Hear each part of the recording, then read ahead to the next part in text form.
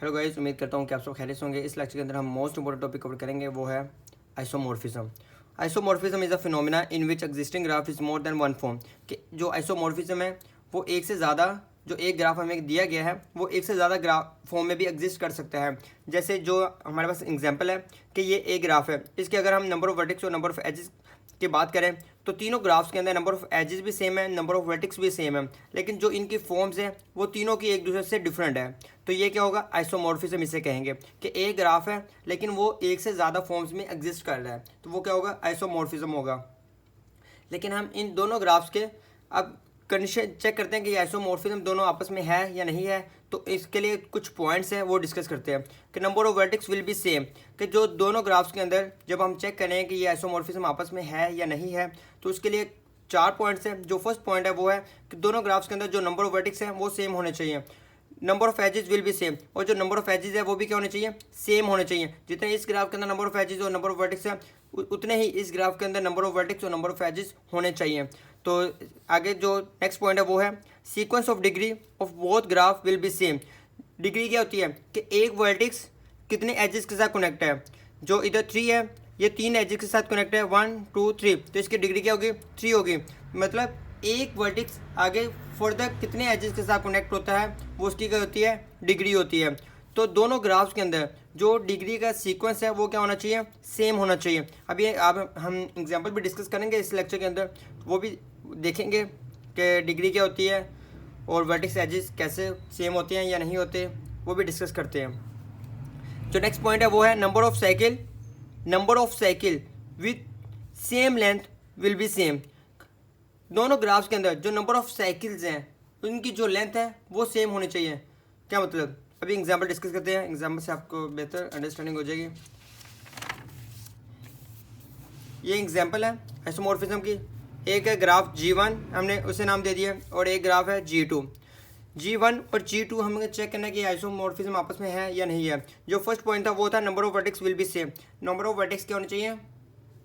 Same होने चाहिए। अगर इसकी बात करें नंबर ऑफ वर्टेक्स, इस ग्राफ के अंदर नंबर ऑफ वर्टेक्स कितने हैं? 1 2 3 4 5 6 7 8। G1 के अंदर नंबर ऑफ वर्टेक्स क्या है? 8। और G2 के अंदर भी नंबर ऑफ वर्टेक्स जो है वो है 8। 1 2 3 4 5 6 7 और 8। अगर नंबर ऑफ एजेस की बात करें तो इसके अंदर भी 10 है। 1 2 3 4 5 6 7 8 9 और 10।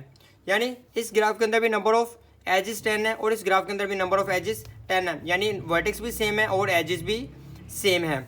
अगर हम डिग्री की बात करें कि डिग्री G1 ग्राफ के अंदर डिग्री का सीक्वेंस क्या और G2 ग्राफ के अंदर डिग्री का सीक्वेंस क्या है वो चेक करते हैं। अगर हम G1 ग्राफ के डिग्री का सीक्वेंस चेक करें तो जो इसकी डिग्री है वो क्या है? 3 2, इस वर्टेक्स की 2, इसकी 3, और इसी तरह इसकी भी 3 है, इसकी भी 3 है, और इसकी भी 3 है, और इन दोनों की 2 2 है। तो चेक करते हैं सीक्वेंस का मतलब 2 2 2 2, यानी 4 ऐसे वर्टेक्स हैं जिनकी डिग्री क्या है? 2 2 है। 1 2 3 4, यानी 4 वर्टेक्स ऐसे हैं जिनकी डिग्री क्या है? 2 2, और रिमेनिंग 4 वर्टेक्स ऐसे हैं जिनकी डिग्री क्या है? 3 3। 1 2 3 4। अगर इनको हम एक सीक्वेंस में लिखें तो ये सीक्वेंस इनका बनेगा। तो सेम यही सीक्वेंस G2 का होना चाहिए, वो चेक करते हैं। इस वर्टेक्स की डिग्री 2 है, इसकी 3 है, इसकी 2 है, इसकी भी 3 है।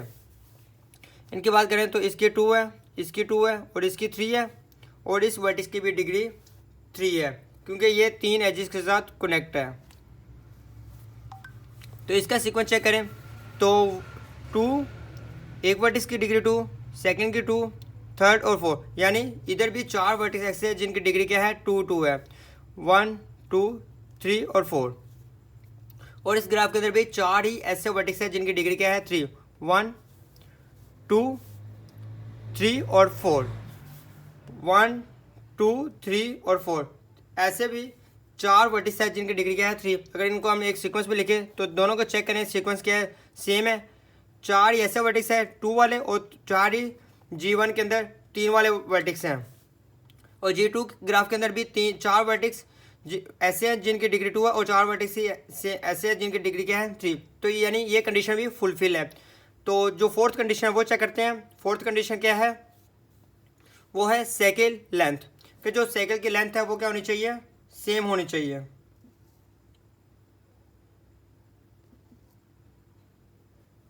वो चेक करते हैं। G1 के अगर हम साइकिल की बात करें तो इसके अंदर जो साइकिल्स बन रहे हैं वो 3 साइकिल्स बन रहे हैं। फर्स्ट साइकिल क्या है कि हम ये चेक करते हैं, एक ये साइकिल हमारे पास बन रहा है G1 के अंदर, G1 ग्राफ के अंदर एक साइकिल ये बन रहा है, एक साइकिल ये सेंटर में बन रहा है और एक साइकिल नीचे बन रहा है। अगर हम फर्स्ट साइकिल की लेंथ कैलकुलेट करें तो वो क्या है, 3 साइकिल बन रहे हैं, तीनों साइकिल्स की हमने लेंथ क्या करनी है, कैलकुलेट करनी है। पहले साइकिल की लेंथ कैलकुलेट करें तो वो है 1 2 3 4। ये एक साइकिल की लेंथ क्या है 4, वो हमने इधर 4 लिख दिया। साइकिल से सेकंड जो साइकिल है उसकी लेंथ क्या होगी 4, 1 2 3 4। लेंथ क्या होती है, ये एक वर्टिक्स, ये सेकंड वर्टिक्स, यानी ये 4 वर्टिक्स है। चारों वर्टिक्स के दरमियान ये क्या है, एक साइकिल है। अगर हम इनके दरमियान ये एक साइकिल ये ड्रॉ कर दें तो जो इस साइकिल की लेंथ होगी वो क्या होगी, फर्स्ट सेकंड थर्ड और फोर्थ, ये इसकी क्या होगी, लेंथ होगी। इसे हम लेंथ कहेंगे साइकिल की, यानी मिड वाले की भी लेंथ क्या है 4, वो भी हमने इधर लिख दिया G1 की कंडीशन के अंदर। और जो लास्ट साइकिल है उसकी लेंथ चेक कैलकुलेट करें तो वो क्या है 1 2 3 4 5 6 7 और 8। तो ये क्या होगी, G1 की थर्ड साइकिल की लेंथ 8 है। तो अब हम G2 की तरफ चलते हैं और इसकी लेंथ कैलकुलेट करते हैं। इसके अंदर कितने साइकिल बन रहे हैं, 3 साइकिल, यानी ये तो ठीक है, इसके अंदर भी 3 साइकिल है, इसके अंदर भी 3 साइकिल है, यहाँ तक तो ठीक है बात। अब दोनों की हमने लेंथ कैलकुलेट करनी है। इसके अंदर क्या है 4 4 8, तो इसके अंदर भी 4 4 8 होने चाहिए। अगर है तो ओके, अगर नहीं है तो ये आइसोमॉर्फिज्म ग्राफ जो दोनों आइसोमॉर्फिज्म आपस में नहीं है, नहीं हो सकते।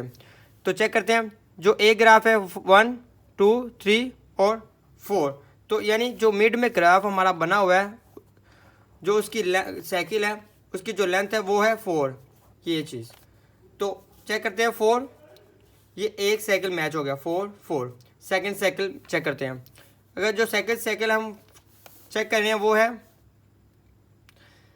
उसकी जो लेंथ है वो है 1 2 3 4 5 6। साइकिल सेकंड जो साइकिल है उसकी लेंथ क्या होगी 6।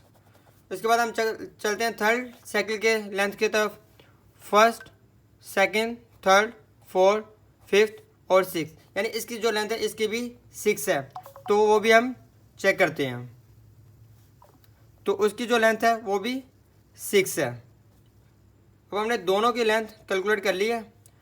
जो इसकी साइकिल की लेंथ है वो है 4 4 8 और इसकी जो है वो है 4 6 6, लेकिन दोनों की लेंथ मैच नहीं है, तो ये कंडीशन फॉल्स हो जाती है।